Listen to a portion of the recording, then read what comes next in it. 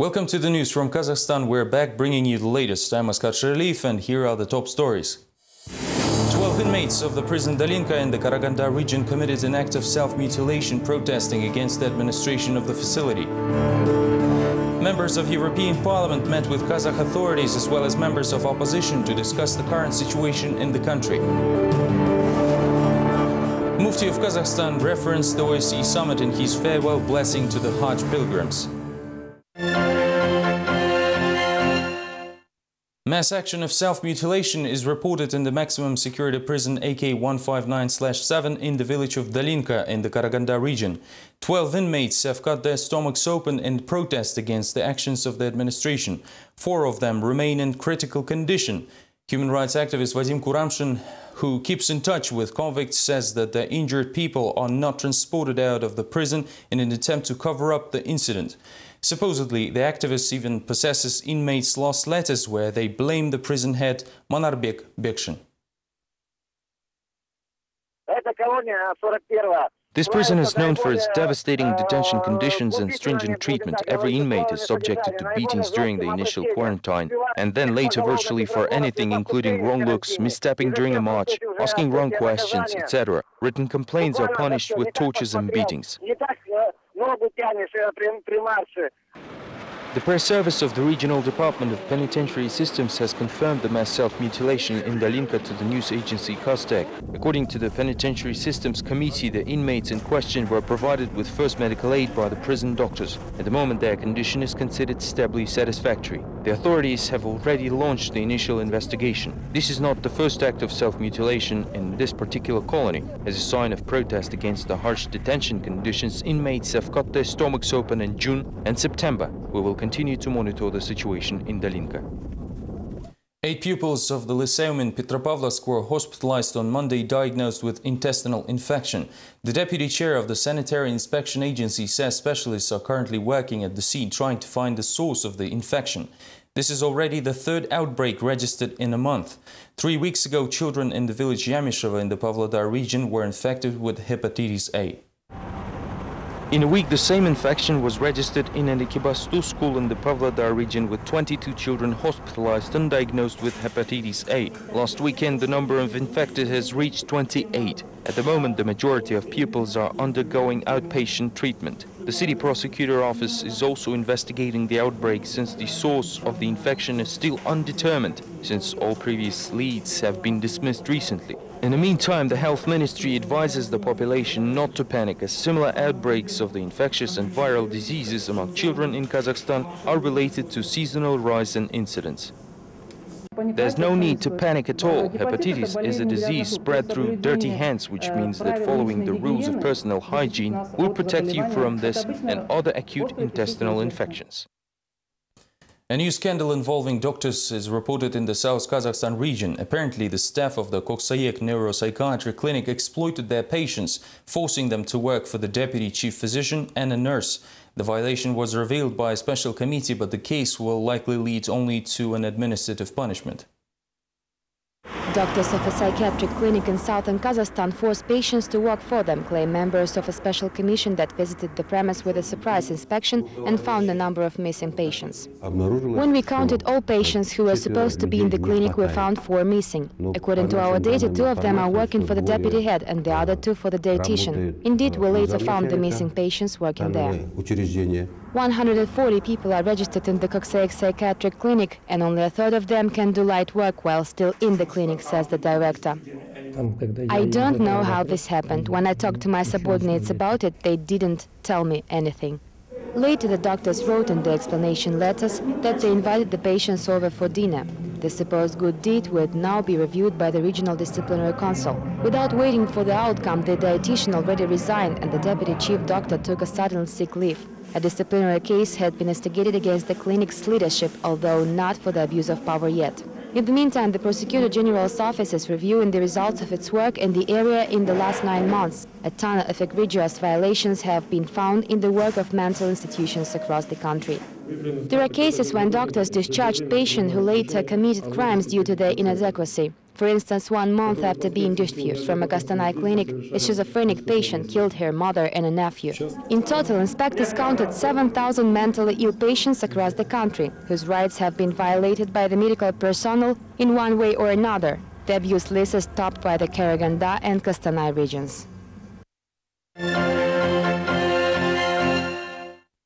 Members of European Parliament have visited Kazakhstan yet again. On Monday, foreign politicians met with representatives of the country's government, NGOs, opposition and a number of media disliked by the authorities. Previously, the MEPs met with officials from Astana and revealed their opinions on both sides of fence differ drastically. Social Democrats from European Parliament have conducted a number of meetings with Kazakh politicians as part of their Central Asian tour. The meetings behind the closed doors were held with both the opposition in Almaty and officials in Astana. Some information still leaked to the press. What you hear from representatives of the government and the Parliament of Kazakhstan and the estimation of the opposition and other civil society groups. Several meetings with the opposition were held in private after the events hosted by officials. This made the MEPs take even more sober look at the real situation. Stability could not be based on repression or on ignorance of the people, of the ordinary people. So the people should be educated, they should be allowed to understand what a good life in full respect. It was revealed the OSCE chairmanship was one of the main discussion topics. The High Mission is not nearing its end, however, neither foreign nor local politicians are satisfied with its results. After what Kazakhstan did to the OSCE, it has to marry it, but unfortunately there is no such mechanism, and on January 1st the chairmanship will end and will get a grand democratic nothing as a benefit. On December 1st and 2nd, Astana will become the heads of the OSCE member states. However, as Kazakh opposition notes, there is no feeling of pride for the summit. Despite of colorful decorations, the democratic background is just way too dreary. Only 3 weeks are left until the OSCE summit in Astana, but it is still unclear what will be the outcome document. In the meantime, 45 heads of states already confirmed their participation in the event, reported on Monday Ilya Samarov, the head of Foreign Ministry's press service. Less than a month is left until the OSCE summit. However, the form of the final document is still undetermined. The Kazakh Foreign Ministry doesn't know what will be signed by the heads of member states and admits that it seeks the speedy approval of the final document, while the official Astana is doing everything possible to make it happen. Besides global political problems, the sides will likely discuss the issues of the Central Asia region, drug trafficking from Afghanistan and the duty-free trade in the corridor of Western Europe, Western China. The final document will be coordinated with representatives of all participating members. As you probably realize, it is hard to find a consensus between 56 countries. Everyone is working on this right now, and it's the main goal of this organization. Many members have already expressed their opinion and are waiting for the corresponding decision. The OSCE summit in Astana will be attended not only by the participating member states, but also representatives of countries whose interests will be discussed. Ilya Samarov, the spokesman for the Foreign Affairs Ministry, said during a briefing on Monday that more than 45 heads of states have already confirmed their participation in the summit, including Afghan President Hamid Karzai, as well as several monarchs and regents. The ministry hopes that representatives of at least another 10 countries will attend the event. It looks like the OSCE summit is seen by some like a sacred event. On Monday, the Supreme Mufti of Kazakhstan, Absatar Kaji Dirbisali, bid farewell to the last group of 4,000 pilgrims from Kazakhstan on their way to Mecca for Hajj. The OSCE summit was promptly featured in the Mufti's blessing. Kazakh pilgrims will start returning home on December 2nd and 3rd, which coincides with the planned OSCE summit in Astana. The Chief Mufti noted this was symbolic as the country will be experiencing a very important moment in its history, although how it will reflect on the pilgrimage is not very clear. This year, the number of pilgrims from Kazakhstan grew substantially, especially compared to the last year when 1,000 unclaimed positions were given to Tajikistan. The cost of the trip, including travel expenses, lodging and food, is up to $4,000 depending on options. You're conducting the Hajj in an important for the country time when the heads of 55 states will arrive here for the OSCE summit. This happens for the first time in history. The Almaty Financial Police have initiated a case against the Church of Scientology, calling it a sect. The authorities look into the affairs of the head of the union outcome KZ. Supposedly, women recruited hundreds of people into the church under the guise of conducting seminars for personal growth and improvement of business. This is not the first time when Scientologists draw special attention of the law enforcement agencies. In 2009, a criminal case was instigated against the church, although it was dropped later. Now the organization is accused of holding trainings with elements of hypnosis in the sports and entertainment venue A Club. Supposedly, during their sessions, the church brings people into a state of trance, making them accept their questionable beliefs and part with substantial sums of money in the process. The activities of the sect were stymied after being classified as medical and thus requiring a special license. According to the Kazakh legislation, a religious component cannot be objectable. According to the expert evaluation, the activities of the Outcomes KZ are of a psychotherapeutic nature, and the organization affects people through psychotherapy.